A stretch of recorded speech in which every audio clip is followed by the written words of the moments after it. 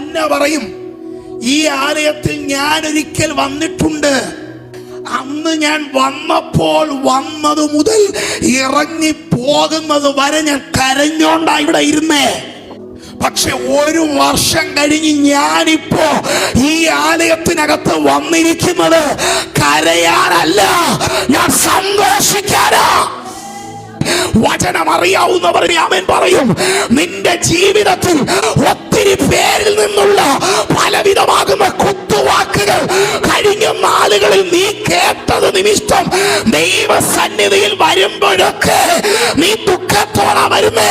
പക്ഷെ ഇന്ന് രാത്രി എന്റെ ദൈവം നിന്നെ നോക്കി ദൂത് പറയുന്നു, ഈ ദിവസങ്ങളിൽ നീ ദൈവസന്നിധിയിൽ സന്തോഷിക്കുന്ന ദിവസങ്ങൾ ഇതാ നിന്റെ ജീവിതത്തിൽ എന്റെ ദൈവം നിനക്ക് തരുവാൻ പോകുന്നു.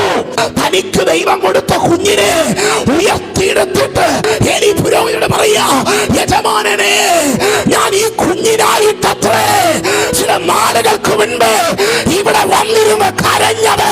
ദൈവം നിന്നെ നോക്കി പറയുന്നു, ഈ നാളുകളിൽ ചെയ്യാൻ പോകുന്ന നന്മകളെ ദേശം കാണെ, രക്തബന്ധങ്ങൾ കാണെ, ചർച്ചക്കാർ കാണെ, ഉയർത്തിപ്പിടിച്ച് ദൈവസന്നിധിയിൽ സന്തോഷിക്കേണ്ട ദിവസങ്ങൾ ഏറ്റവും സമീപം.